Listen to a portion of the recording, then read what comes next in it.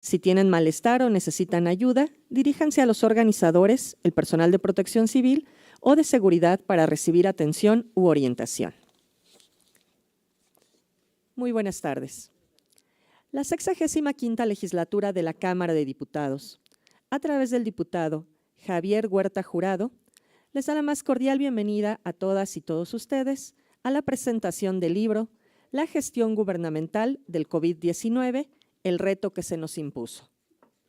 En este acto, nos hacen el honor de integrar el presidium el diputado Javier Huerta Jurado, secretario de la Comisión de Desarrollo y Conservación Rural, Agrícola y Autosuficiencia Alimentaria.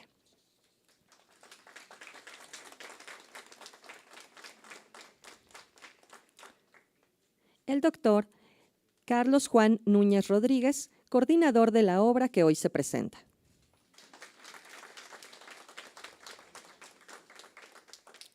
La licenciada María Teresa Godínez Rivera, coordinadora de la licenciatura en Administración de la Universidad Autónoma Metropolitana, Unidad Azcapotzalco, en representación del doctor Alfredo Garibay Suárez, jefe del Departamento del Área de Administración.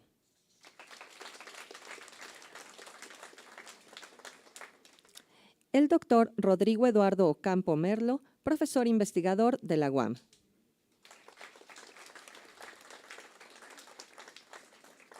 La doctora Susana García Jiménez, profesora investigadora de la UAM.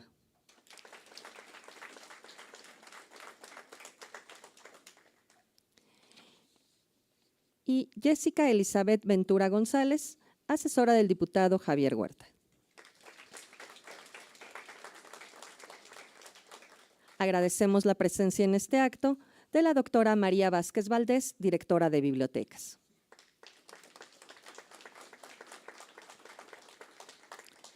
Para moderar esta presentación, quedará en uso de la palabra la licenciada Jessica Elizabeth Ventura González. Por favor.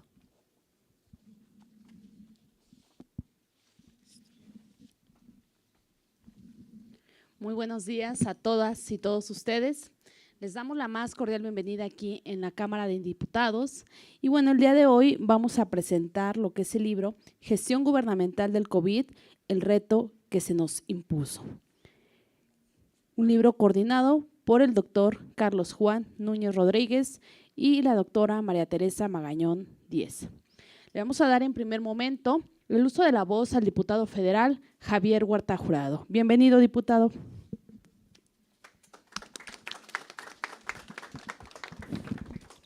Bueno, ya me aplaudí yo solito, ¿va? Bueno, pues bienvenidos aquí a la Cámara de Diputados, que como dicen la mayoría de mis compañeros, y creo que sí lo es, la Casa del Pueblo, porque aquí estamos los representantes de los mexicanos divididos por distritos electorales. Y bueno, pues yo creo que nosotros traemos la voz del pueblo mexicano a este espacio que es la Cámara de Diputados. Y bueno, primero pues quiero decirles, yo me siento contento porque me siento como en casa. Y me siento como en casa porque soy maestro de la Universidad Metropolitana y sigo dando clases. En este momento estoy de licencia por el cargo que ocupo, pero pues me siento contento porque pues están ustedes aquí como estudiantes de mi casa y junto con mis compañeros, profesores, investigadores, que bueno, no es necesario repetir sus nombres porque pues, ustedes los conocen, son sus maestros. Y como ustedes lo saben, la Universidad Metropolitana tiene un modelo de contratación de su personal académico, que al mismo tiempo que somos maestros y damos clases, desarrollamos la investigación. Y eso pues es una característica de la Universidad Metropolitana que no hay que perder, porque la investigación nos obliga a estarnos actualizando de manera permanente, de conocer cuáles son los temas que están discutiéndose en cada una de nuestras áreas y que obviamente pues eso garantiza que ustedes pueden acceder a conocimientos, como dicen en epistemología o en teoría del conocimiento, a conocimientos de frontera, a conocimientos sobre temas que son de actualidad y que no les estamos enseñando cosas que fueron pasadas, que ya no tienen vigencia, sino cosas nuevas que nos permite responder rápidamente a los retos que nos plantea la dinámica social, ¿no? Y se los digo con conocimiento de causa. Deben ustedes saber que hay muchos estudiantes de la Universidad Metropolitana hoy en responsabilidades gubernamentales, estudiantes de Derecho, estudiantes de Administración, y que se debe justamente a eso, que son estudiantes con una formación sólida, con conocimientos teóricos, que conocen la realidad en la que estamos viviendo y que obviamente nos ayuda a tener mejores herramientas para colocarnos en el mercado laboral. Creo que eso es algo que hay que decirlo, pero no desvincularlo del objeto de nuestro encuentro de hoy, que es la presentación de este libro. Por eso les decía el tema de que pues nuestra formación es de profesores investigadores, porque yo creo que para todos el COVID-19 nos agarró de manera sorpresiva y tuvimos que dar respuestas inmediatas. Yo creo que no solamente como gobierno, sino también como sociedad. Y que pues fue una pandemia que afectó a todo el mundo, que hay muchos datos estadísticos al respecto, y que de repente se destacan las partes negativas y no se toma en cuenta la capacidad de respuesta que cada gobierno tuvo frente a una pandemia que se desató pues de manera generalizada en un periodo muy corto y que pues nosotros tuvimos quizás el reto de responder a ese fenómeno porque su servidor era subdirector de personal en el ISSSTE y me tocó ver que de 100,000 trabajadores, 40,000 se tuvieron que ir confinados porque estaban dentro de la población de riesgo, que eran mayores de 65 años y algunos tenían algunas de las enfermedades crónico-degenerativas, que eran la hipertensión y la diabetes, que tenían problemas renales y que de repente el ISSSTE, una institución que tiene 13 millones de derechohabientes, se quedó sin el 40% de sus trabajadores, médicos, enfermeras, técnicos, personal administrativo y tener que responder a la pandemia. ¿Sí me doy a entender? Sin 40,000 trabajadores, solo el ISSSTE. Creo que pasó de manera generalizada en todo el sector salud, pero que al mismo tiempo nos dimos a la tarea de contratar a miles de trabajadores en el sector salud, que descubrimos ahí, como ustedes seguramente lo habrán visto, que el mundo entero no estaba preparado para esa pandemia, porque vieron que hubo bajas, por decirlo de alguna manera, en los países más industrializados, Estados Unidos, Inglaterra, Alemania, Francia, Italia, ¿verdad? Y que veíamos las notas, ¿verdad? que se paralizó prácticamente toda la economía en el mundo, ¿verdad? Creo que todos vimos que se cerraron los comercios, se cerraron los cines, nos confinamos todos en casa y tener que preparar a los hospitales para poder recibir a los enfermos contagiados por el COVID. Y nos tocó ver la transformación de los hospitales, de poner filtros de entrada, filtros de salida, de utilizar cubrebocas. Anduvimos casi 2 años donde nadie se veía la cara, ¿verdad? Casi 2 años que no nos encontramos en las aulas, ¿verdad? Pero que tuvimos que responder a través de los medios digitales y obviamente encontrar todas las deficiencias que un sistema de salud privatizado iba a, pues ya tenía dentro de su seno, ¿no? Donde no teníamos especialistas para atender la pandemia. No había intensivistas, que era una especialidad que se requería para atender a los enfermos de COVID.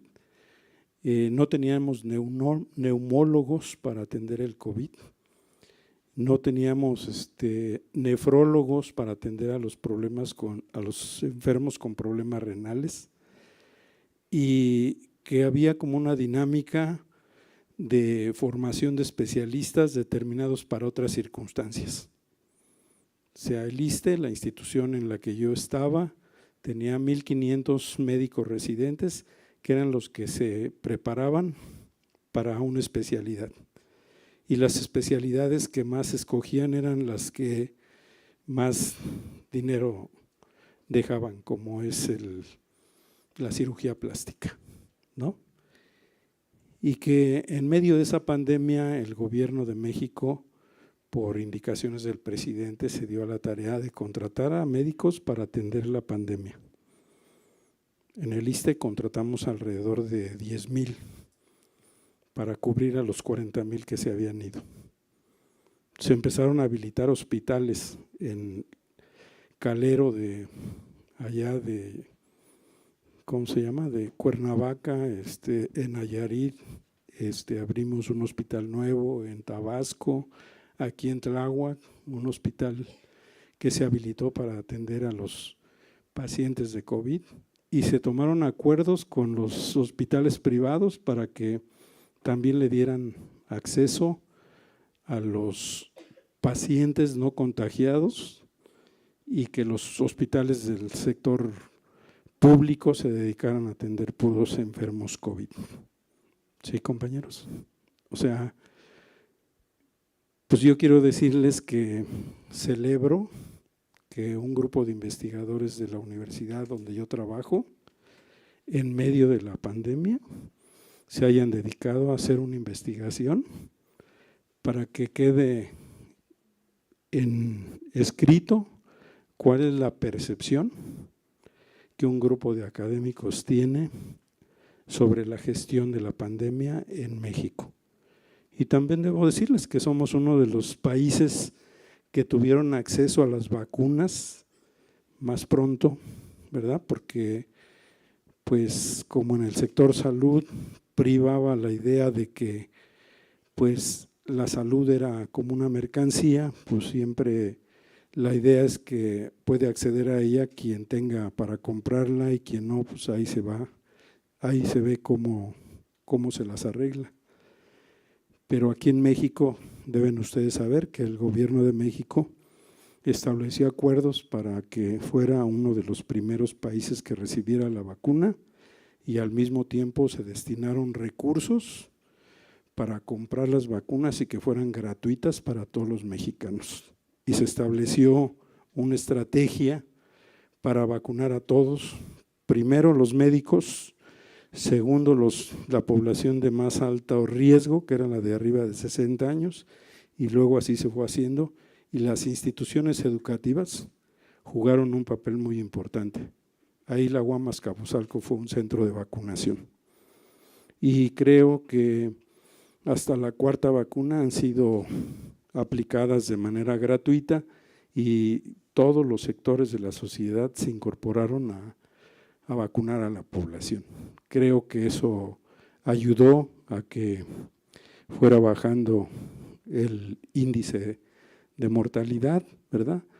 Y no nos debemos dejar engañar, ¿verdad? Porque en todas partes del mundo pues pasó lo mismo, todos se tuvieron que esperar a que estuviera la vacuna.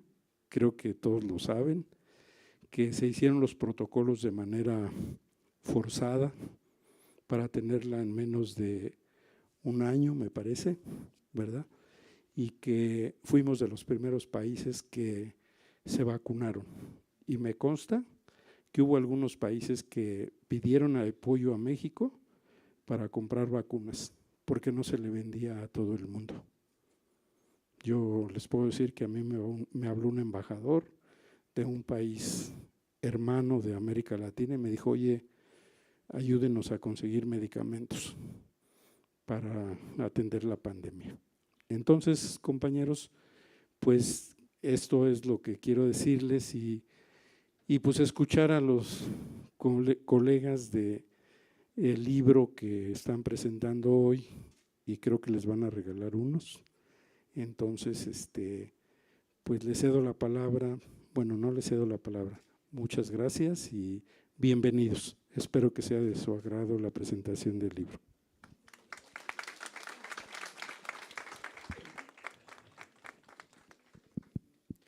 Muchas gracias, diputado Javier. Muy fructífera su participación y la verdad, como académico enseñaba en clases y ahora está enseñando en territorio. Muchas gracias, maestro. Y bueno, en esta ocasión le vamos a dar el uso de la voz a la licenciada María Teresa Godínez Rivera, que es coordinadora de la licenciatura en Administración de la Universidad Autónoma Metropolitana, Unidad Azcapotzalco. Bienvenida, licenciada. Muchas gracias, muy buenas tardes a todos, a todas y a todos. Es un placer y agradezco en sumo la posibilidad de estar presente en este magno recinto. La energía se siente, se vive. Una cosa es lo que uno ve y otra cosa es lo que uno en persona puede experimentar. Agradezco mucho, diputado Javier Huerta, jurado, amigo, colega, estimado, apreciado y respetado. Pues tenemos aquí la oportunidad también de estar presentes y bueno, mucho a nombre del doctor Alfredo Garibay Suárez, hace a través de una servidora extensivo su mensaje de agradecimiento, de felicitación y lamenta por cuestiones académicas y de agenda no poder estar presente, pero bueno, a nombre suyo doy las gracias, felicito los trabajos realizados para tener aquí la posibilidad de encontrarnos con los autores de la obra de la gestión gubernamental del COVID-19, el reto que se nos impuso. Está aquí uno de sus coordinadores y los presentadores, el doctor Carlos Juan Rodríguez Núñez, la doctora Susana García y bueno, alguien quien ya está trabajando ya de manera definitiva con nosotros, que es una gran sorpresa que tenemos al día de hoy, el doctor Rodrigo Ocampo, quien participa en esta presentación. Y bueno, muchas gracias también a nuestros alumnos, a las autoridades que aquí nos acompañan, tanto de la licenciatura de Administración como de la licenciatura de Derecho y todos los que están aquí presentes en esta presentación. Yo creo que sí, mi experiencia ha sido bastante grande y lo agradezco. Para ustedes debe de ser algo que los impulse también. Hay grandes oportunidades de participación y créanme que, bueno, pues eso es lo que yo desearía. En cuestión de lo que es la obra y el evento que aquí se toca, no es un evento menor, es un evento mayúsculo, lo cual nos trae a la mente múltiples recuerdos y muchas emociones encontradas, ¿no? podemos hablar de esta cuestión de la pandemia, durante y post pandemia, de cómo nos hemos ido redireccionando, ¿no? Como país, como seres humanos. Todo esto, pues habrá que apostarle a que nos dé el mayor conocimiento para poder reinventarnos y poder salir adelante, cosa que se ha visto durante este evento de principio a fin. Nos ha llevado a valorarnos, nos ha llevado a valorar a los otros como seres humanos, nos ha llevado a recuperar valores que tal vez considerábamos como perdidos u olvidados, ¿no? La parte de la disposición, la solidaridad, la parte de la cooperación, la parte del respeto, de la empatía, de la sororidad, de todos y cada uno de los valores que nos caracterizan como mexicanos, que nos llevaron a sacar avante y salir avante de esta situación, ya sea desde nuestras trincheras como alumnos hasta como instancias de carácter gubernamental, viendo en ello, sí, una situación que nos puso a prueba, pero también una gran oportunidad para vivir y ser de manera diferentes. En todos y cada uno de nosotros está una aportación, la que haya sido, como ya se mencionó en su momento, como universitarios, ¿no? Puedo poner un ejemplo de la participación de proyectos con las micros, pequeñas y medianas empresas que, como ustedes ya saben, ocupan la mayor participación económica.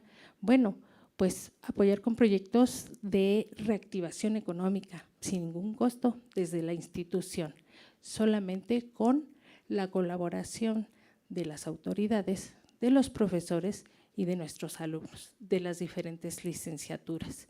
Entonces, bueno, en este libro tenemos parte de lo que es el legado de esa memoria histórica, de lo que se quedará en físico, ¿no? Como antecedente, precedente, ¿sí? Y como punto de partida para la actividad de aquí en adelante. Pues yo agradezco mucho y cierro mi participación para iniciar la presentación. Esta oportunidad, dado que no pudo venir el doctor Garibay, yo pude hacerlo, ¿verdad? Y agradecemos mucho la atención y la recepción que se nos da.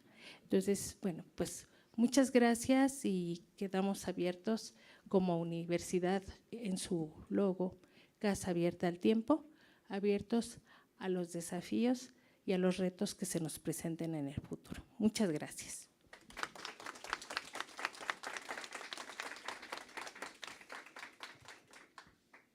Muchas gracias, licenciada María Teresa. Igualmente, pues un fuerte abrazo al doctor Alfredo Garibay Suárez por parte de la Cámara de Diputados. Igualmente, un abrazo. Ahora bien, vamos a iniciar con esta participación y le vamos a dar el uso de la voz a uno de los coordinadores que nos acompaña, el doctor Carlos Juan Núñez Rodríguez. Bienvenido, doctor. Bueno, sí, ahí se oye. Muchas gracias. Bien, bueno, es un gusto y un honor estar aquí en la Cámara de Diputados. Le agradecemos ampliamente al diputado Javier Huerta Jurado, que como bien dijo, aparte de ser diputado, es profesor investigador de la UAM Azcapotzalco, ha sido un maestro de Derecho, por supuesto, pero un maestro de vida, una vida politizada, que hay que seguir bajo ciertos principios siempre, y creo que el haber llegado a ser diputado es producto de una trayectoria política incuestionable. Entonces me siento muy honrado de estar aquí con él, que nos haya invitado, y lo tengo que externar así. Le agradezco también a la maestra Jessica Ventura, que también es colega de la UAM, es profesora. Le damos las gracias por lo que hemos convivido últimamente en torno a estos proyectos que traemos juntos. A la maestra Jacqueline, que ahorita nos estaba paseando, muchas gracias. A la maestra Gloria Vadillo, que estaba por aquí, ya la vi, colega de la UAM también, muchas gracias. Bueno, a Gerardo y a Alejandra, que están aquí, muchas gracias. y por supuesto a la licenciada María Teresa Godínez Rivera, que pues es nuestra autoridad, es la coordinadora de licenciatura en administración. Gracias por tu presencia. Y bueno, a la doctora Susana García y al doctor Rodrigo Campomerro, que van a presentar el libro junto con un servidor. De un libro se pueden decir muchas cosas. Yo diría algunas para no extenderme demasiado. Me gusta leer la dedicatoria. En el área Estado, Gobierno y Políticas Públicas hemos publicado más de 10 libros colectivos en unos 6, 7 años aproximadamente, y a ninguno le habíamos puesto una dedicatoria, pero aquí sí decidimos hacerlo. Tú vas a leer la dedicatoria. Dedicado a todas y todos los que hicieron frente a la pandemia, a todas y todos los que desafortunadamente murieron, a todos y todas las que lograron superar la enfermedad, a la humanidad necesitada de servicios médicos, alimento, casa y seguridad. Claro, es un momento muy trágico el que nos tocó vivir con la pandemia. Ya ahorita el diputado Javier Huerta y la maestra Teresa Godínez nos estaban marcando y dando explicaciones, ¿no?, de decisiones de gobierno, ¿no?, que fueron centrales para enfrentar esta pandemia, ¿no? Yo creo que lo que es más relevante de resaltar es que es una pandemia ante la cual nadie estaba listo para enfrentarla, absolutamente nadie. Pero creo que había países que estaban con mayor desventaja para enfrentar la pandemia. E indudablemente nuestro país es uno de ellos. Ese es el punto de partida.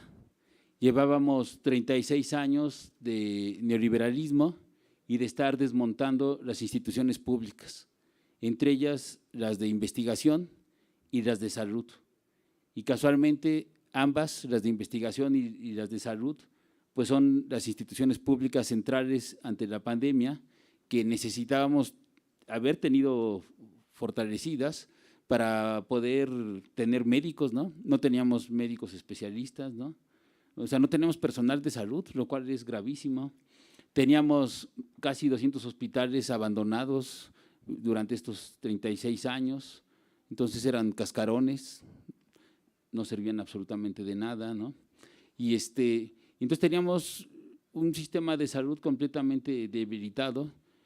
Entonces se dio esta gran reconversión hospitalaria, ¿no?, que nos permitió enfrentar de la mejor manera posible la pandemia. Claro, pero después de 36 años de saqueo del sistema de salud, ¿no? Eso es lo que tenemos que tener presente. Y bueno, yo creo que hubo muchas medidas acertadas, ¿no?, en este sexenio para enfrentar la pandemia, que no fue una cuestión menor. Hay muchas, la reconversión hospitalaria es una, por supuesto, el pedir ayuda médica fue otra, ¿no?, tanto de médicos jubilados, ¿no?, como pedir que llegaran médicos de Cuba, eso es muy importante, que hay que tener presente. El contratar gente, ¿no?, de manera, primero era temporal, pero bajo la promesa de que si trabajaban durante la pandemia se les iba a dar una plaza, lo cual también creo que es una política más que adecuada. La compra de vacunas, no existían las vacunas y el gobierno del presidente Andrés Manuel López Obrador decidió comprar las vacunas. Creo que fue una gran decisión. No había seguridad de producir vacunas porque es un virus. Y hay virus que el humano no ha podido enfrentar y a pesar de que han pasado décadas o siglos, no hay una vacuna para ciertas cuestiones, ¿no? Algunas la más clásica contemporánea podría ser el SIDA, ¿no?, por ejemplo, no hay vacuna. Se está trabajando en ella, pero llevamos 30, 40 años trabajando en ella y no aparece. Entonces, comprar vacunas que no existían era una apuesta, pero creo que fue la mejor apuesta posible y que además afortunadamente salió bien. Esta situación de comprar vacunas nos permitió en su momento vacunar a los adultos mayores, ¿no?, a los sectores más vulnerables, Y bueno, fue una compra más que eficiente, ¿no? Esto lo tenemos que ver. Alguien por ahí, que no quiero decir su nombre, dijo, no, pues a este paso que vamos me va a tocar como por el 2050, ¿no? ¿Y cuál? Rapidísimo, de repente toda la población teníamos puesta nuestra primera dosis y se anunciaba la apertura a la segunda dosis para los adultos mayores y los sectores más vulnerables. Entonces creo que esto fue fundamental, ¿no? Hubo muchos temas que no voy a abordar porque aquí los colegas lo van a hacer, pero quiero leer algo que escribimos aquí en el libro y bueno, desde mi perspectiva creo que para mí en ese momento sintetiza lo que uno pensaba, cómo uno interpretaba la situación. ¿Qué hemos de decir sobre el libro? Que no fue fácil exactamente porque fue pensado durante la pandemia. Y he de decir dos cosas. En el área Estado, Gobierno y Políticas Públicas teníamos un ayudante que se llama Montserrat, ya no trabaja con nosotros por cuestiones como son las cuestiones en la UAM, duran 3 años sus contratos, y tanto a ella como a mí nos dio COVID, y desde la distancia, que era como estábamos, nos reorganizamos y convocamos a un ciclo de conferencias como las que tenemos ahorita, pero en ese momento era sobre la pandemia, y bueno, y Monse, que la quiero mencionar por supuesto, y su servidor, pues éramos quienes encabezábamos este ciclo de conferencias, invitamos a mucha gente, pero tanto a ella como a mí sí nos dio un poco fuerte, y a pesar de eso sacamos el ciclo de conferencias adelante, hicimos una convocatoria a la par para publicar este libro, y bueno, un libro de esta naturaleza es un libro de corte científico, entonces tiene que pasar dictámenes, cuestiones así para ser publicado. Y bueno, no quería dejar de mencionar que fue trabajado bajo circunstancias muy adversas. Y bueno, voy a leer un poco las conclusiones de un capítulo aquí, no va a ser muy extenso. Pongo conclusiones. Lo más relevante de resaltar es que la humanidad ha luchado por estar viva. Y ahí empieza realmente el pensamiento crítico. Ahí empieza realmente a plantearse lo que nos debe de interesar, la vida. Hay que gobernar para vivir, por lo que desde la vida se da la única opción y posibilidad de consumir un mundo humanizado o de construir un mundo humanizado. Una forma fetichizada de expresarlo es decir que la vida es el valor supremo de todo, pero ello es fetichizado porque la vida no tiene valor. Y esto hay que grabárselo, todo puede tener valor. Según los neoliberales, incluso todo se puede comprar y vender. Pero la vida no tiene valor y la vida no se puede comprar y vender. Por ejemplo, iniciando la pandemia allá en España, el dueño de Santander, de este banco, muere porque le da COVID. Y la hija dice, somos multimillonarios, pero no nos alcanzó para que mi papá tuviera oxígeno en los pulmones. Claro, la vida no se puede comprar ni vender. Entonces, en todo caso, la vida no tiene valor, es más que cualquier valor, ni el conjunto de todos los valores puede expresarse en lo que es la vida. Los sistemas sociales se organizan en torno a gobernarla, a veces a reproducirla, a veces a exterminarla, o se mueven bajo la tensión real de reproducirla y exterminarla al mismo tiempo. Y eso es lo que hay que tener presente. Cómo se organiza un sistema social, un sistema político, qué decisiones se toman en el Congreso, en el Poder Legislativo, ¿no?, en la Cámara de Diputados, para ver si la vida es posible o si la vida no es posible. Entonces, esto hay que tenerlo muy presente, ¿no? Todas las reformas estructurales que se hicieron durante la era neoliberal estrictamente atentan contra la vida, tanto las que encabezó en su momento el expresidente Carlos Salinas de Gortari y Ernesto Zedillo, que son las reformas estructurales de primera generación, y la segunda generación de reformas estructurales, en donde que encabeza el famoso Pacto por México, ¿no?, con el gobierno de Enrique Peña Nieto. Y por ejemplo, en esa generación, pues se privatiza Pemex, ¿no? que era, al final de cuentas, la empresa pública más rentable del país y la que permitió construir por décadas este país.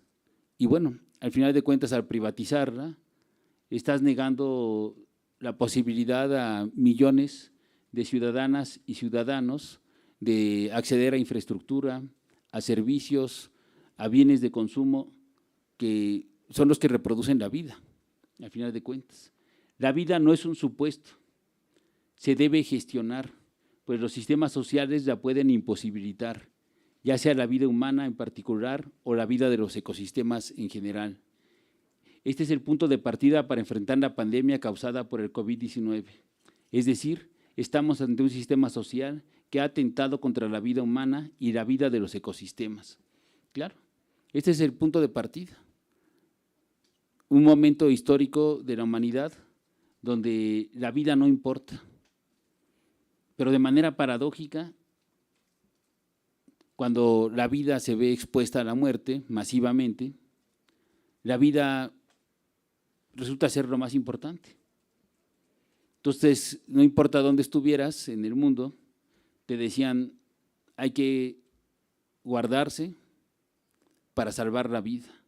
Entonces ya no importaba si tenías un automóvil último modelo, ¿no? Si tenías un viaje planeado, si te ibas a casar, ¿no? O lo que fuera. Pero la idea del capitalismo neoliberal es consumir, consumir, consumir, ¿no? Como lo más importante y donde la vida no importa.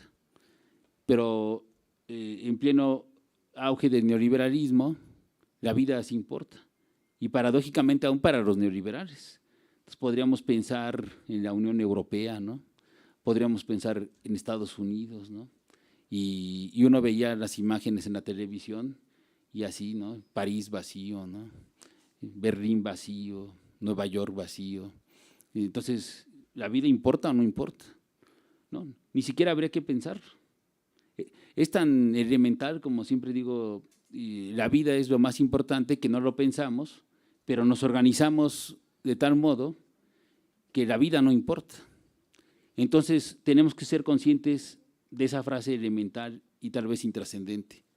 La vida es lo más importante y hay que organizarse de tal manera que la vida se pueda reproducir. Y hay que apostarle a proyectos políticos donde la vida se reproduzca. Eso es lo central. Apostarle a proyectos políticos, a construir sociedades donde el valor fundamental sea la vida. Un principio de racionalidad, diríamos desde la filosofía. Y luego pongo acá, la libertad es, por otro lado, uno de los aspectos centrales que se ha intentado conservar ante la emergencia de la pandemia y la cuarentena, pero no queda claro de qué libertad hablamos, pues es una libertad de corte liberal o neoliberal. Entonces, ahí está un tema fundamental, el liberalismo político, en donde la libertad en última instancia es el tema central. De repente, yo siempre lo digo así y lo sostengo, los liberales inventan que el hombre nació libre. Entonces, ese es el pensamiento de la filosofía política inglesa, ¿no? Así, de la filosofía política francesa, estoy hablando de Hobbes, Locke, Rousseau, Montesquieu, ¿no? Spinoza. Entonces, ellos plantean eso, el hombre nace libre. Y pareciera ser que ya, no hay problema, tienes la vida y la libertad asegurada. Y no, en el fondo tampoco la libertad está asegurada y hay que ver qué se puede entender por libertad. Entonces, digo, pues una es la libertad de corte liberal o neoliberal que se ha impuesto como una ideología y una práctica de las formas colonialistas, capitalistas y patriarcales de dominación. Es decir, que el colonialismo, el capitalismo y lo patriarcal no garantizan la vida ni la libertad. Al contrario, atentan contra la vida y atentan contra la libertad. Es decir, que de forma paradójica, en el supuesto ejercicio de la libertad, se ha perdido la libertad. Y aquí cito, pues la definición más radical de libertad, y cito a un economista alemán llamado Franz Hinkelhammer, es no estar amenazado de muerte. Claro, dice Franz Hinkelhammer, si tú como individuo estás institucionalmente amenazado de muerte, no eres un sujeto libre. Y entonces esto tiene múltiples dimensiones. Si no tengo acceso a medicamentos, si no tengo acceso a un médico, ¿no? Si no tengo acceso a una clínica, si no tengo acceso a infraestructura hospitalaria en esa clínica, estoy amenazado de muerte. Y eso fue lo que vivimos durante la pandemia por 36 años de devastación del sistema del sector salud. Entonces, hubo esta reconversión hospitalaria y bueno, fue lo que nos ayudó a enfrentar de la mejor manera la pandemia, por supuesto. Pero eso puede ser en la salud, pero puede ser en cualquier otro aspecto. Si no tengo acceso a energéticos, ¿no? Si no tengo acceso a alimentos, si no tengo acceso a educación, si no tengo acceso a agua, institucionalmente me puedo ver amenazado de muerte. Y si me veo amenazada o amenazado de muerte, he perdido la libertad. Hay un consenso con respecto a que la regulación de la vida y de la muerte se ha dado a la vez, es decir, que el colonialismo, el capitalismo y el patriarcado han impuesto formas de vivir y han hecho vivir, frente a la imposición de formas de morir y hacer morir. Ello, sobre todo, se vive cotidianamente en el sur global. Sí, claro, al final de cuentas hay una gestión de la muerte, ¿no? Yo en otros libros hablo de un genocidio económico que el neoliberalismo impuso. Es decir, no solamente nos llevó a la falta de atención hospitalaria, nos llevó a la precarización laboral, a la pérdida de empleos, ¿no? A la imposibilidad de tener que comer, que beber, dónde vivir, cómo vestirnos, a la migración masiva por pobreza, ¿no? A Estados Unidos. Entonces, al final de cuentas, es una forma de gestionar la muerte que el modelo neoliberal desarrolló intencionalmente. Eso es lo que yo me distancio de algunos economistas que dicen hay efectos no intencionales cuando se toman decisiones. Yo digo, no, también hay efectos intencionales, racionalizados y planificados. Y el genocidio económico es un efecto intencional, racionalizado y planificado. Hay una imposición de ideologías que legitiman el actual estado de cosas, pero es necesario enfrentar dichas ideologías y al actual estado de cosas, con lo cual se podría intentar comenzar a construir otras formas de vida, libertad y regulación, es decir, otras formas de civilización, que es lo que requiere la humanidad para mantenerse viva mientras mantiene vivos los ecosistemas. Muchas gracias.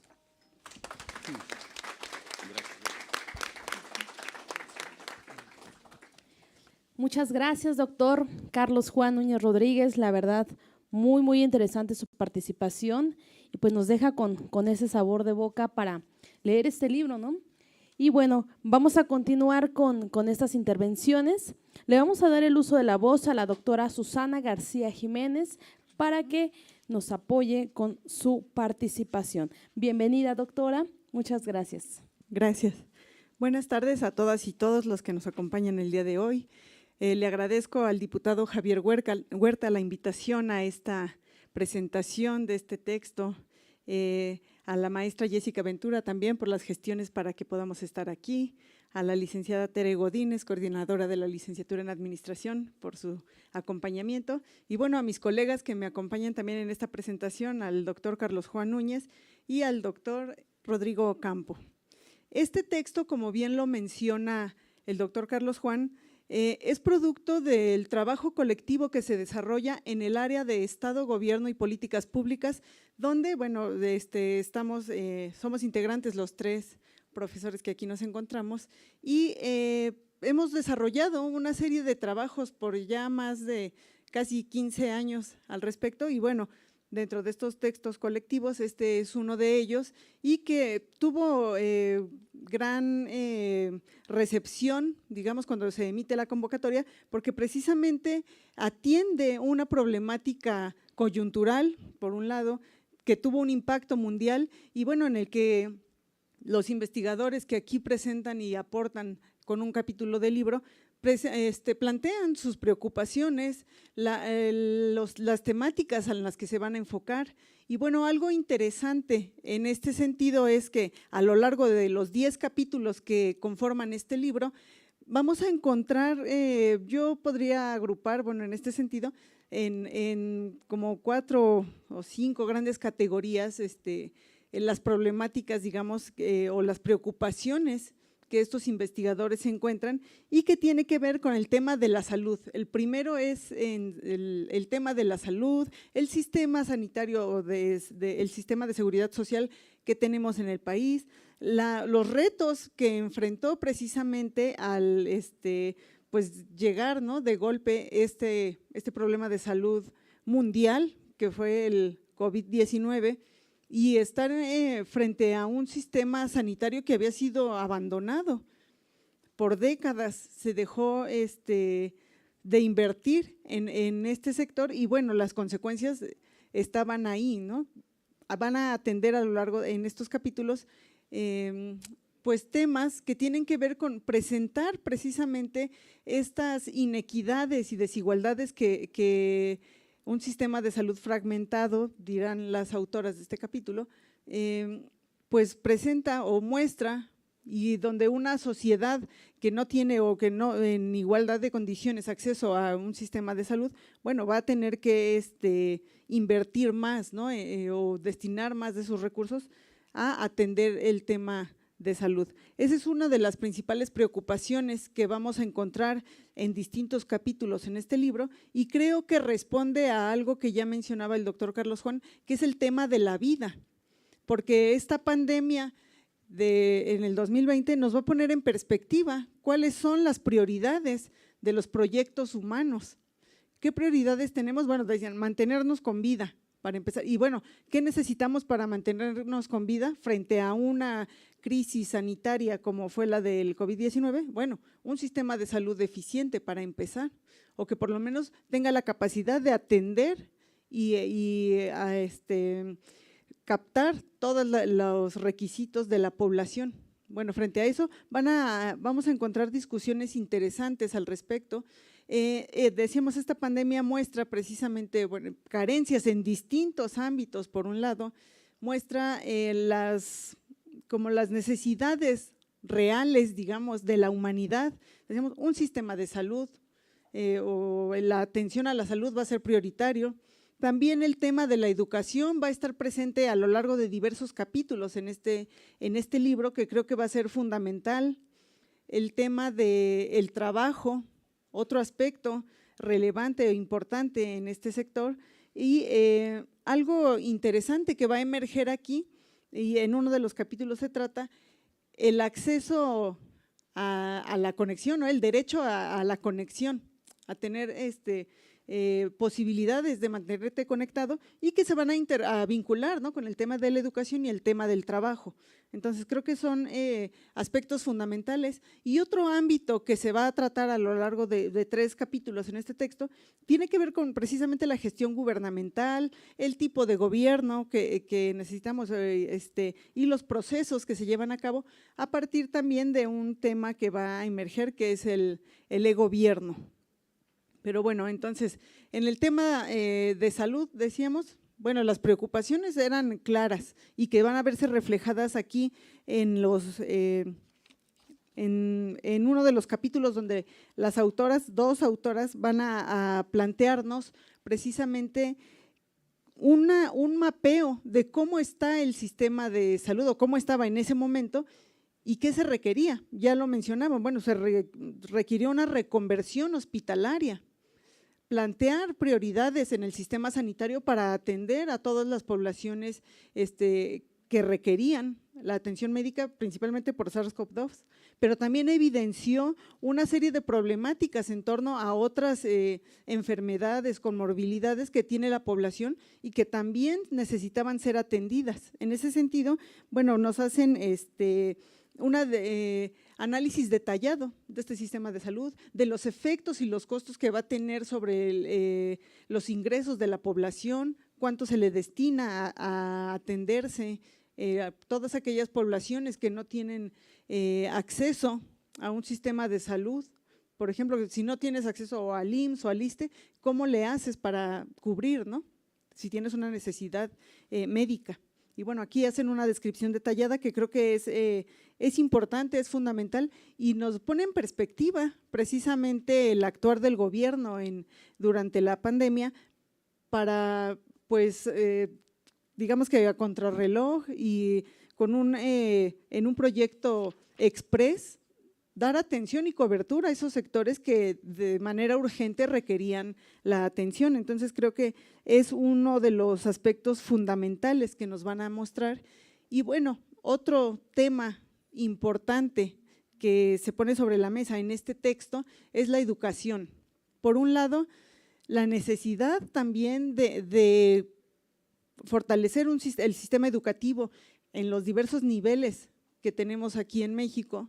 Por otro lado, ¿qué se hizo? ¿Qué requeríamos? Y podemos pensar también esta gestión del gobierno en torno a pues plantear de manera eficaz, digamos, y con todas las cuestiones y las necesidades y las peculiaridades de cada sector educativo y de cada área o cada aspecto, digamos, si era en un área rural, en un área conurbada, ¿qué tipo de atención educativa tenía que presentarse? Lo vimos, ¿no? Había sectores donde no tenían acceso al internet y bueno, había proyectos emergentes que tenían que ver con estos programas, ¿no? A través de la televisión. Y en este sentido, bueno, creo que podemos vincularlo con otro ámbito, con un ámbito importante que se va a mencionar en el capítulo que va a hablarnos del derecho a la conexión, ¿no? La conexión como un derecho humano, que es importante. Pareciera que uno lo puede pensar, sí, lo uso para redes sociales, ¿no? La conexión, para tener comunicación, pero en un sentido más lúdico. Y de repente la pandemia nos puso también en perspectiva la necesidad, sí, de tener acceso a internet, pero para otras cosas, es decir, para mantener tu empleo, para poder atender la educación, los proyectos educativos. Bueno, tiene otra lógica y entonces ahí sí podemos pensarlo como lo van a describir aquí las autoras, como un derecho humano. Y bueno, estos aspectos que aquí menciono nos plantean o nos van a plantear como la perspectiva de la humanidad, ¿no? Frente a una situación que nos amenaza de muerte, como fue la pandemia de COVID-19, ¿cuáles son las necesidades reales de la humanidad? Frente a múltiples proyectos que decíamos, bueno, se dejó de lado durante décadas el sistema de salud, se abandonó la educación o se hicieron reformas, inclusive hasta contrarias podemos pensar. Bueno, frente a eso, frente a una crisis civilizatoria, ecológica que ya traíamos previa y que seguimos arrastrando, bueno, hay otro tipo de necesidades, las necesidades reales que decíamos están aquí y tienen que ver con mantenerse vivo, con tener proyectos o esta idea de libertad que leía el doctor Carlos Juan, que viene en el capítulo 1 con Franz Hinkelamer y que dice, bueno, la libertad implica o tiene que ver con no estar amenazado de muerte, pero también con desarrollar tu proyecto de vida. Si no tienes acceso a internet para tener acceso a la educación, bueno, ustedes que están en la universidad, bueno, se está limitando ese proyecto. Si no tienes acceso a la conexión y te lo exige tu trabajo, ¿cómo le hacemos ahí? Y bueno, frente a eso, también se hicieron gestiones desde la universidad pública, por ejemplo, la UAM, otorgando, ¿no? Tabletas con conexión a internet, dando ciertos proyectos con cierta flexibilidad para que todos tuvieran la posibilidad de atender las clases, por ejemplo, en línea. Y esto me lleva a otro tema que nos va a plantear aquí una de las autoras, la doctora Anaí Gallardo, que tiene que ver con las condiciones laborales de los académicos en la pandemia. Y tiene que ver precisamente también con este tema del, pues sí, tener las condiciones de la infraestructura para poder impartir las clases, la conexión a internet, los aparatos electrónicos o medios electrónicos para poder atenderlos, pero también tiene que ver con este tema de, ahora al revés, ¿no? El derecho a la desconexión casi, porque al principio de la pandemia, cuando uno daba clases en línea, recibía mensajes hasta medianoche, ¿no? 1 de la mañana de los alumnos. Era así, tiempo completo, pero era todo el día y viceversa, ¿no? Entonces dice, bueno, ahí habría que plantearnos cuáles es las condiciones laborales que emergieron durante la pandemia. Aquí la autora va a hablar de cómo se modificaron las condiciones laborales de los trabajadores desde los años 80 en México, donde se trasladó la idea del sector privado al público, este tema de la eficiencia, la productividad, casi te evalúan por número o puntos en la productividad. ¿Cuánto has publicado? ¿Qué has hecho? Y te exigen, ¿no? Y con base en eso se construye el tema salarial o se complementa. Y entonces, bueno, va a ser un análisis interesante al respecto y pues nos lleva a pensar, decíamos también ya durante la pandemia, cuáles eran las condiciones reales de los profesores. Ella está pensando aquí en los académicos de nivel superior, que podremos pensar, bueno, hay ciertas condiciones, ¿no? Pero podremos pensar en los profesores de nivel básico, que si estabas en un área que no hay acceso a internet o en zonas rurales, bueno, ¿cuáles fueron los retos ahí? Realmente este tema de la pandemia vino a poner en perspectiva hacia dónde debemos enfocarnos. Bueno, aquí se analiza de qué manera gestionó el gobierno estas problemáticas evidentes durante la pandemia y cuáles son los retos por venir, ¿no? Hacia dónde tenemos que orientarnos para dar pauta a, pues, si no prevenir, sí estar en las condiciones de atender cualquier posible situación parecida a esta, que esperemos no pase en mucho tiempo. Y en este sentido, bueno, yo los invito a revisar el libro, un texto colectivo que salió durante una situación complicada para, pues podemos decir todos los que estamos aquí y para la humanidad toda. Y bueno, una última situación que me gustaría comentar al respecto, que tiene que ver con este tema, decíamos, partimos de una crisis civilizatoria, luego esta crisis sanitaria que va a agudizar esas condiciones que ya teníamos de precariedad laboral, de pues el abandono del sector salud y que va a exigirle, ¿no? Casi a ponerle al gobierno un gran reto que era reconvertir el sistema sanitario, de reconvertir también o plantearnos este tema de la educación, cómo tomar clases al respecto, y creo que nos deja también en este sentido pues una idea de que podemos convivir, ¿no? En estos dos modelos, presencial e híbrido, que ya realmente se está trasladando un poco hacia este tema de lo híbrido, que no podemos dar marcha atrás, por el contrario, habría que reforzar estas prácticas que fueron positivas durante la pandemia, que ayudaron a mitigar estos aspectos. Y bueno, en un último comentario respecto a los capítulos que tiene este texto, hay uno que habla precisamente de las cuestiones de las organizaciones, dice, culturales, ¿no? De recreación, y que es otro aspecto que también durante la pandemia y el confinamiento se evidenció. Por un lado se evidenciaron problemáticas pues muy graves, ¿no? De violencia de género, violencia infantil, digamos, y frente a eso, bueno, decían, hay que pensar también que el humano requiere espacios de recreación, no todo es sí, el trabajo, la educación, sino también hay otro aspecto, esto que mencionaba el doctor Carlos Juan, de humanizar al humano. Necesitamos esos espacios y bueno, aquí en uno de los capítulos, uno de los autores va a hablar precisamente de cómo estas organizaciones de gestión cultural o que ofrecen servicios culturales, pues hicieron frente a la pandemia, porque acuérdense, en ese momento, ¿cuáles eran las necesidades? Salud, educación, alimentos. No me importa si, es más, por eso decía, ¿no? Cerraron los cines y sí, quienes tenían la posibilidad o tuvimos consumir contenido vía streaming, pero si no, ¿qué hacías ahí, no? Dice, de repente no era necesario, o sea, las necesidades básicas eran así elementales y había que atenderlas. Pero bueno, frente a eso también se evidencia que hay otro aspecto de lo humano que también hay que atender.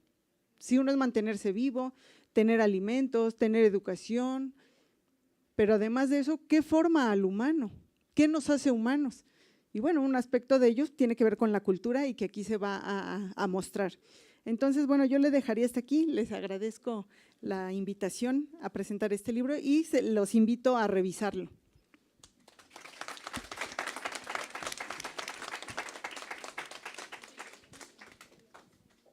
Muchas gracias, doctora Susana. Igual, una gran investigadora de nuestra Casa Abierta al Tiempo. Y bueno, es muy importante que prestemos atención en estos puntos porque, bueno, son temas que tienen un impacto nacional en nuestra vida profesional, sea como administradores o sea también como abogados o estudiosos del derecho. ¿Por qué? Porque esto que nos están platicando las personas que aquí están presentes en este presidium, pues tiene un gran impacto en cuanto a la administración pública. Ahora bien, le vamos a dar el uso de la voz al doctor Rodrigo Eduardo Ocampo Merlo. Bienvenido, doctor, adelante. Sí, muchas gracias. Nuevamente, antes de iniciar mi presentación, nunca está de más reiterar el agradecimiento y el privilegio de tener la oportunidad de estar en este foro. En ese sentido, mi agradecimiento a la maestra Jessica, al diputado Huerta por la invitación y bueno, siempre va a ser un honor compartir la mesa con colegas que aprecio, doctora Susana, doctor Carlos y sobre todo también agradecer y el apoyo de de la profesora María Teresa Godínez. Muchas gracias por todo el apoyo. Y bueno, va un poco mis comentarios que van a ir dialogando ya con lo que expusieron mis colegas. Intentaré complementar algunos temas que quedan o que han quedado expuestos. Una de las cualidades que tiene este documento, bueno, este libro, es que va analizando la gestión del COVID o de la pandemia de distintas ópticas y temáticas que van complementándose. Se va generando un diálogo entre los capítulos y así, bueno, en la estructura del libro. Y algo que me gusta de cada texto o de cada capítulo es que algunos se aventuran a dar propuestas de qué hacer ahora, ¿no? Y si no dan soluciones que evidentemente no son fáciles, al menos trazan potencialidades de transformación, identifican puntos en los que hay que tener en cuenta para intentar transformar. Y este libro es un testimonio histórico, pero no es un testimonio histórico en abstracto, lleva implícito un posicionamiento ético y político. Y en ese sentido resulta sumamente valioso la propuesta del documento. Evidentemente en la exposición de los capítulos se va dejando en evidencia las contradicciones, aciertos y limitaciones de una estrategia de gestión gubernamental para hacer frente a una situación como la de la pandemia. Pero lo interesante es que va a sacar a la luz o va a poner en evidencia las contradicciones y deudas históricas que existían en distintos rubros, como ya se ha evidenciado, como el sanitario, el educativo, el cultural. Y va haciendo una reflexión crítica que vuelve a pensar la condición humana, pero la condición humana inscrita en un contexto particular en el que está amenazada de muerte, como bien señalaban mis colegas. Pero es un momento coyuntural que también sanitario que no está dado en el vacío, está inscrito en un proceso o en un régimen de acumulación de capital a escala global de corte neoliberal, ¿sí? Y en México había un viraje o estaba comenzando un viraje en la conducción del Estado, justamente que buscaba anteponer esta tendencia neoliberal, bueno, que llevábamos viviendo ya algunas décadas. Y se va preguntando y va cuestionando la idea de qué significa el libre mercado, qué implicaciones tiene para nuestras vidas, qué supone defender los derechos humanos y los ciudadanos en este contexto, qué implicó construir una política pública y por qué en ciertos sectores se tomaron ciertas decisiones y no otros. Y es una reflexión que van generando los autores, que no hace otra cosa más que invitarnos a pensar que la construcción de políticas públicas no simplemente es técnica, ¿sí?, sino que hay decisiones políticas, perspectivas del mundo, de lo que se entiende por defensa de la vida. Bueno, en el libro van a tocar temas, como ya se dijo, educación, salud, trabajo, justicia, gestión gubernamental. Y lo que va haciendo es problematizar las prácticas, cómo se van reconfigurando las prácticas, los canales de comunicación interinstitucionales, eso es importante, cómo se va a dar una transformación que generó una productividad social inédita en la que la incertidumbre y el miedo eran centrales, y cómo racionalizar la gestión de los recursos con estos dos componentes, el miedo y la incertidumbre. Pero el miedo e incertidumbre también inmerso en resistencias, en luchas políticas y económicas del empresariado queriendo obligar a sus trabajadores a regresar a las fábricas, o una de las principales televisoras en México a obligar a sus trabajadores a no parar. Entonces, se van exponiendo todas estas cuestiones de forma sumamente interesante y bueno, en la introducción que aquí tenemos a sus autores, me quedaría poco que agregar, solamente decir que justamente lo recomiendo, y creo que algo hemos coincidido los tres que hemos hablado un poco del texto. Y hay una frase que se vuelve pilar y me parece que se vuelve hilo conductor del texto, y es cómo va discutiéndose la vida como libertad. La libertad, y reitero bueno, lo que dicen mis compañeros, y retomando a Hinckelammer, dicen: la libertad es no estar institucionalmente amenazado de muerte. Y esa idea es con la que están de alguna forma dialogando o criticando o cuestionando los capítulos. Y efectivamente, como ya señalaba la doctora Susana, un tema central es ¿qué pasa con la salud pública?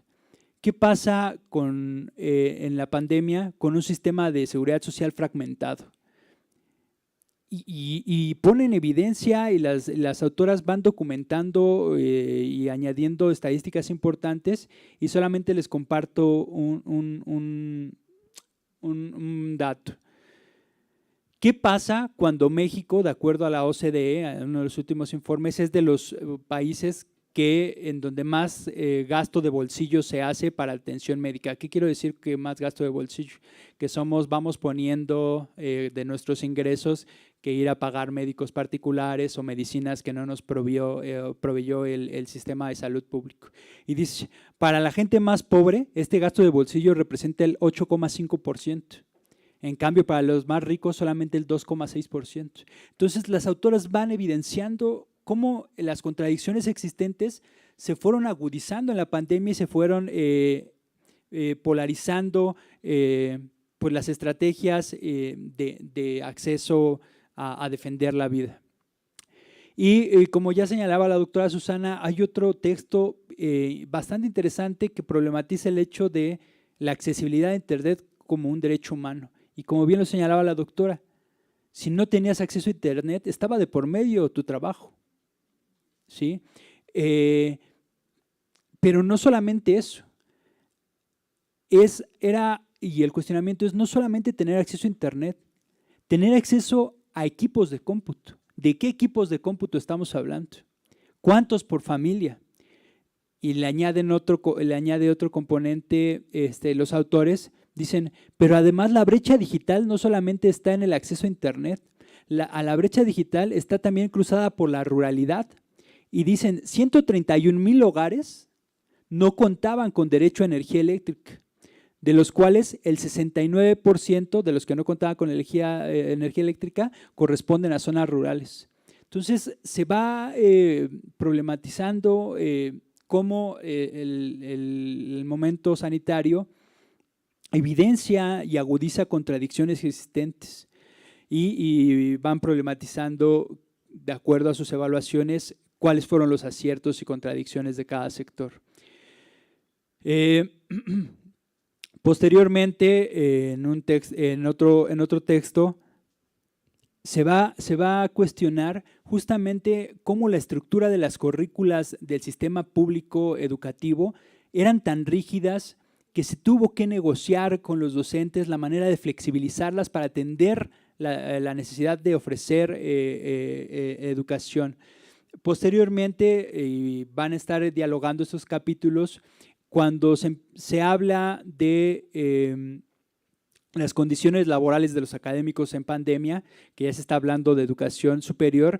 Es un texto sumamente interesante en la cual se presentan entrevistas a profundidad en las cuales se expone cómo un modelo particular educativo basado en la eficiencia y la productividad tuvo implicaciones de salud físicas y emocionales sobre los académicos. Entonces, es un texto rico en cuanto a su investigación, hallazgos empíricos y en cómo articulan las implicaciones físicas y emocionales que tuvo para la producción académica, y que ya de alguna forma evidenciaban mis colegas cuando decían, este texto tiene un doble mérito, su riqueza en cuanto a contenido, pero las condiciones bajo las que se hizo creo que deben de destacarse. Y hay dos capítulos más que me quisiera recapitular o señalar, y es uno que se intitula Políticas Públicas en tiempo de pandemia. Y justamente este capítulo va a cuestionar cómo una política pública, que ya les decía que se muestra técnica, racional, invocó a las emociones también como una forma de comunicación. Expresaba también o evidenciaba disputas políticas, ¿sí? Hace una revisión documental de las conferencias e informes oficiales que se dieron y va documentando estas disputas y tensiones políticas que en todo momento estuvieron, porque en todo momento estuvieron aquellos que quisieron sacar una raja política del momento de vulnerabilidad que vivíamos como humanidad. Entonces, y dice, incluso fue un motivo de discusión ver qué estados usaban el cubrebocas y quiénes no, ¿no? Entonces, y concluye el autor, me parece de forma precisa, dice, la pandemia evidenció una estructura gubernamental fragmentada y esto pues, tuvo implicaciones de complicaciones para atender el problema sanitario. Finalmente, me gustaría recapitular algo sobre las organizaciones culturales. Y efectivamente, a mí me gusta este capítulo porque nos muestra cómo estas organizaciones culturales, a partir de reconocerse como vulnerables, como un sector no prioritario, ¿cómo sobrevivo si no puedo tener o dar alguna función? Y lo que hicieron fue organizarse y a partir de su organización buscar gestionar recursos para sobrevivir. Entonces, esto lo evidencian muy bien los autores, y dicen, hay una precariedad del trabajo vinculada a la cultura, para la que un 62% de estas personas solo cuenta con esta actividad como único medio de subsistencia y 74% no contaba con un plan de recuperación tras la pandemia. Estos números son impresionantes o alarmantes. Y bueno, aquí muestra cómo estos colectivos empezaron a tender redes de solidaridad, apoyo para sobrevivir, y cómo hicieron para reconfigurar su espacio de trabajo y trasladarlo al streaming, ¿no? Al intento de proyectar o hacer funciones vía streaming. Entonces, el texto es sumamente rico, complementa con muchos datos, y pues no me queda más que invitarlos a acercarse a este documento. Estoy seguro que les va a invitar a reflexionar y va a generar, provocar la discusión y el diálogo. Y bueno, no me queda más que reiterar mi agradecimiento por la invitación.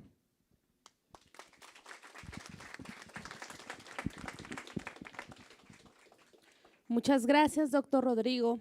Y bueno, para culminar con esta presentación del libro La gestión gubernamental del COVID, Le vamos a dar el uso de la voz al diputado Javier Huerta Jurado. Muchas gracias, diputado.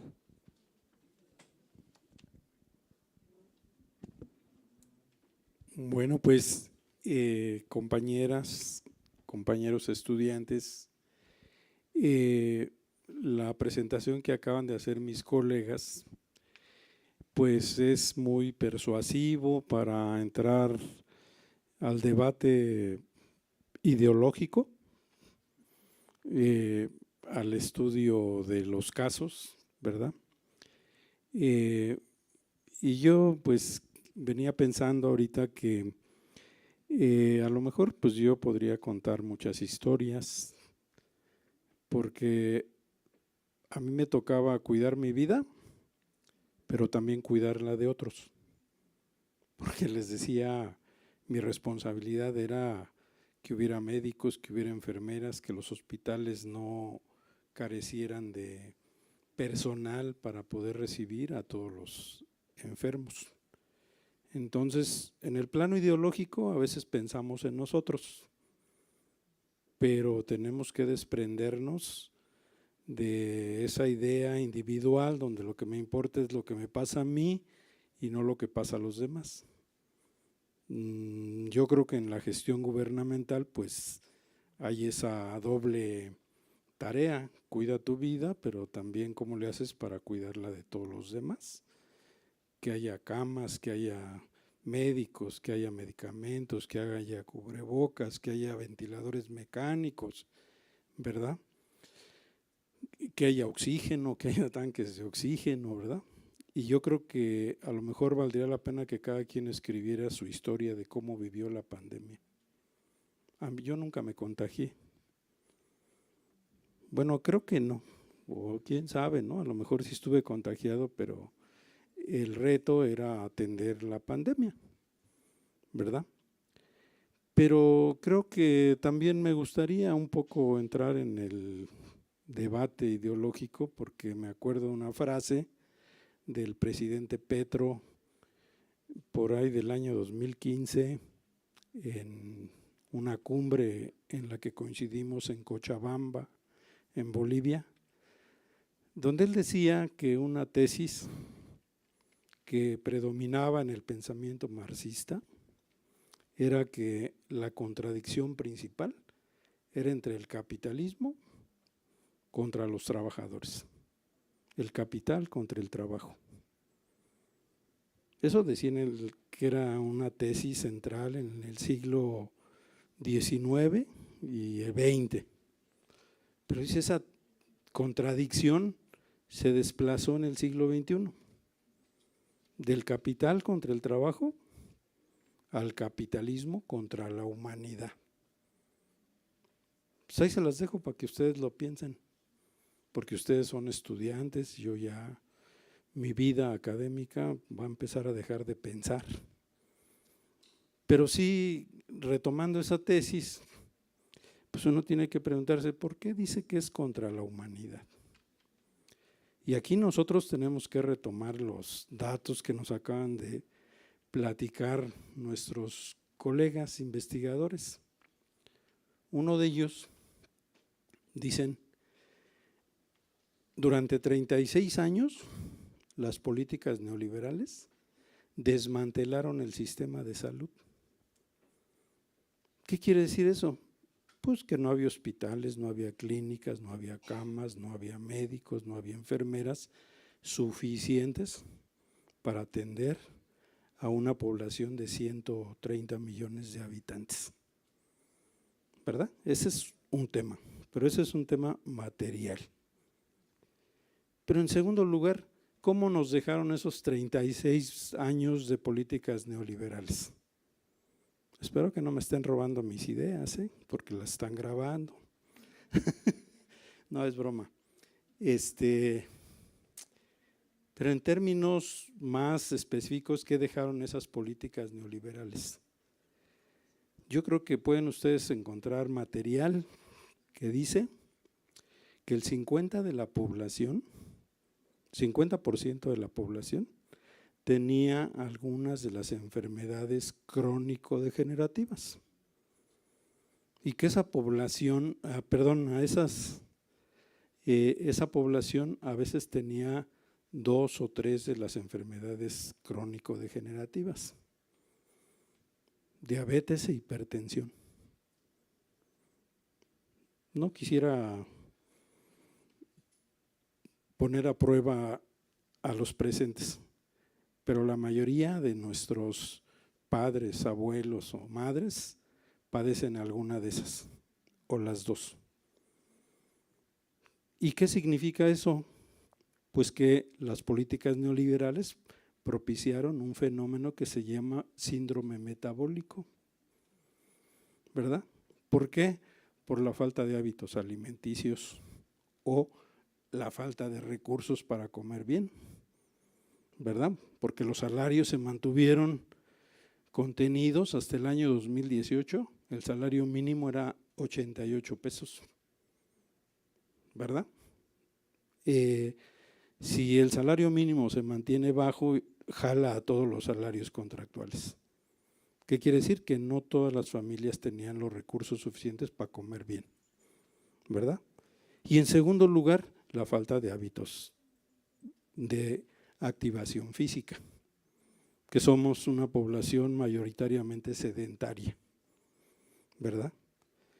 Y que obviamente, si tenemos un sistema colapsado por las políticas neoliberales de no hacer los hospitales suficientes, no tener el equipamiento suficiente,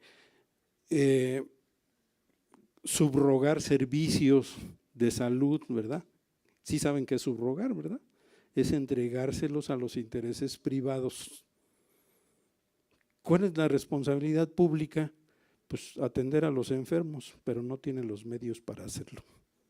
Y a una población enferma, la mitad de la población.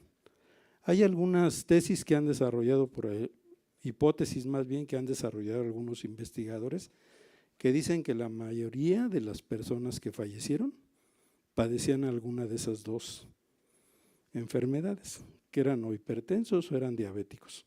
Por eso sacaron del trabajo a todos esos, dijeron, no, esos rápido que se confinen para evitar fallecimientos, compañeros.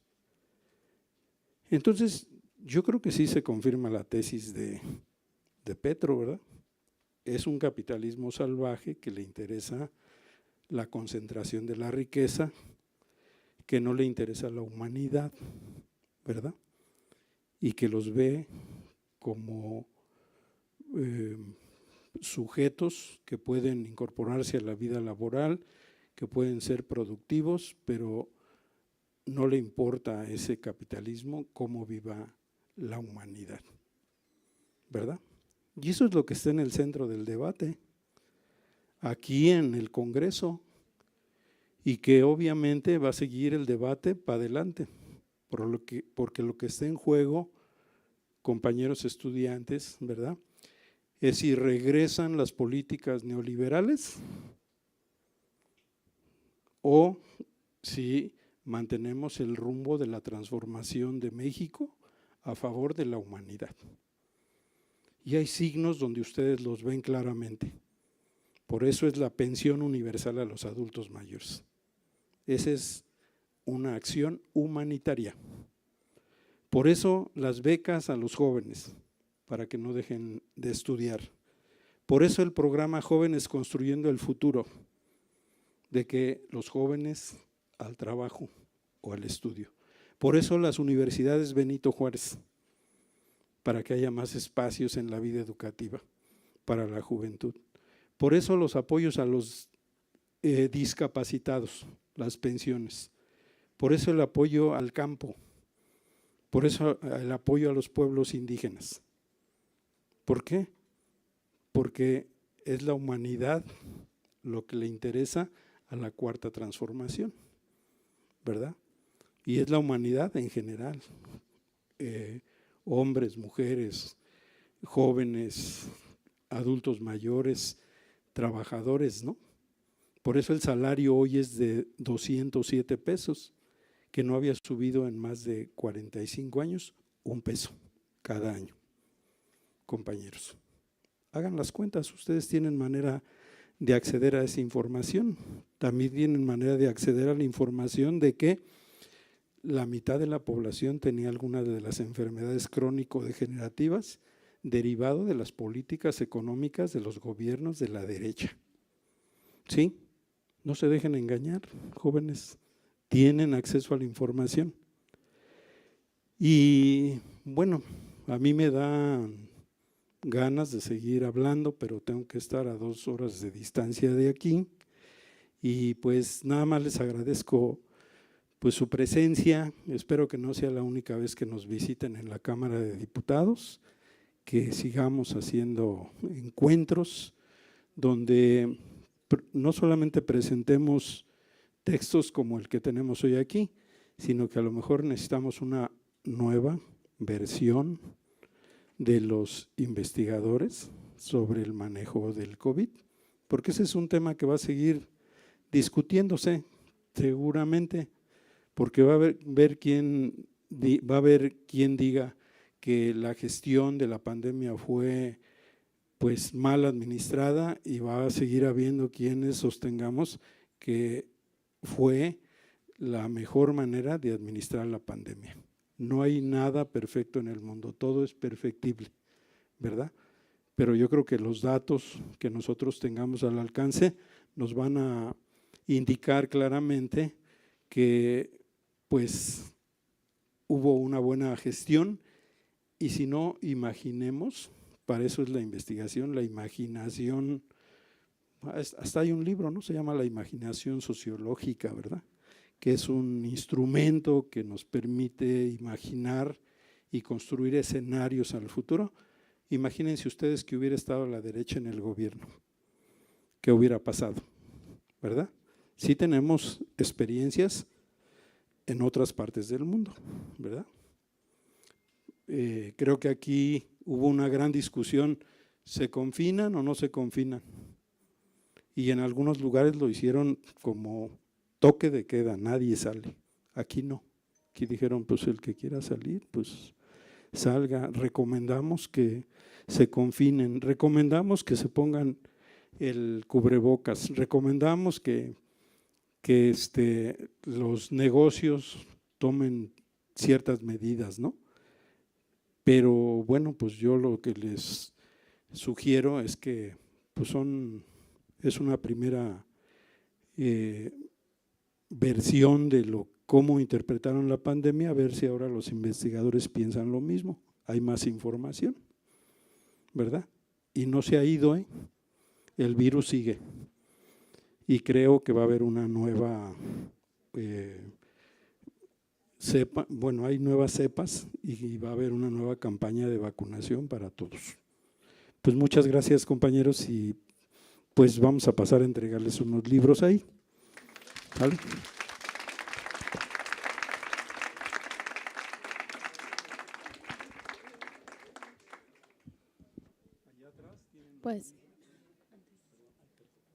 Pues ya nada más para culminar con la presentación, les pedimos de favor si se pueden poner de pie.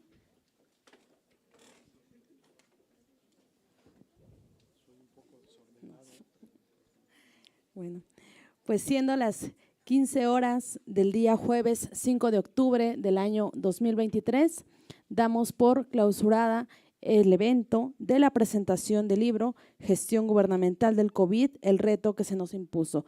Agradecemos su participación, su asistencia a todos ustedes, y recuerden que esta es la Casa del Pueblo. Siempre serán bienvenidos. Académicos, igual muchas gracias, y a todos los alumnos, gracias por acompañarnos, y principalmente a la Universidad Autónoma Metropolitana por estar presente. Gracias, un fuerte abrazo a todos.